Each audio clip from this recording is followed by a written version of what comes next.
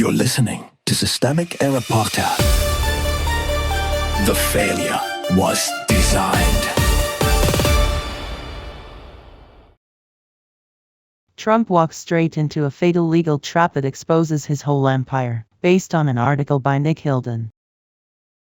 Trump's damage claim reopened the records he wanted hidden. The setup: Trump sued the BBC for $10 billion over its editing of his Jan.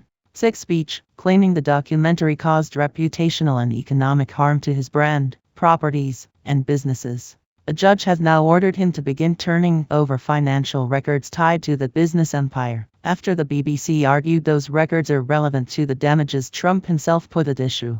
Power belongs to the plaintiff. This is not a story about a powerless man being ambushed by institutions. Trump chose the lawsuit, chose the legal theory, and chose to claim massive financial injury. That matters because institutional power follows the claim, not the persona. Once he said his businesses were damaged, he handed the court a reason to inspect the businesses. The core fact is simple: Trump tried to use litigation as a weapon, and the weapon pointed back at him. He created the opening. The judge's ruling was not some random flourish. It followed ordinary civil procedure. If you claim billions in losses, the other side gets to test whether those losses exist. Trump's lawyers then tried to retreat, arguing the case had evolved into reputational harm only. That is not a legal clarification. It is damage control after the original boast became a liability. He wanted the prestige of a giant defamation claim without the exposure that comes with proving one. That is not a contradiction the court was obligated to clean up for him. Misdirection as strategy. The familiar Trump move is on display here: inflate the grievance, then act shocked when the consequences arrive. The complaint allegedly tied the BBC documentary to massive economic damage and injury to the value of his properties and businesses. That is not a minor detail. It is the door he opened. His public posture invites the press and his allies to focus on the supposed insult, the editing choice, the drama of the dispute.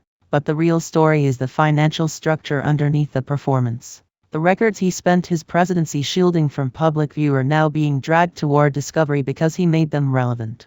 The pattern behind the spectacle. This is what authoritarian-style politics looks like in practice, not just overt lawlessness, but manipulative use of institutions to project strength while concealing weakness. Trump sues, threatens, grandstands, and then relies on procedural confusion to keep people from noticing that he is the one creating the exposure. The BBC did not invent the vulnerability. Trump did.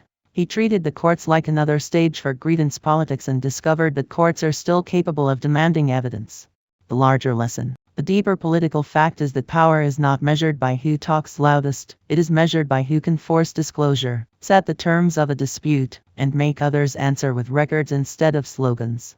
Trump keeps trying to convert personal opacity into political leverage. Sometimes, as here, the leverage snaps.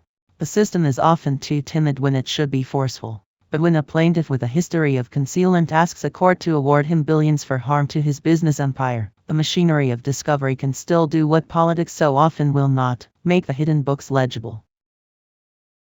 You've been listening to Systemic Error. Thanks to AlterNet for today's article. With the automated voice of Sam, thanks for listening.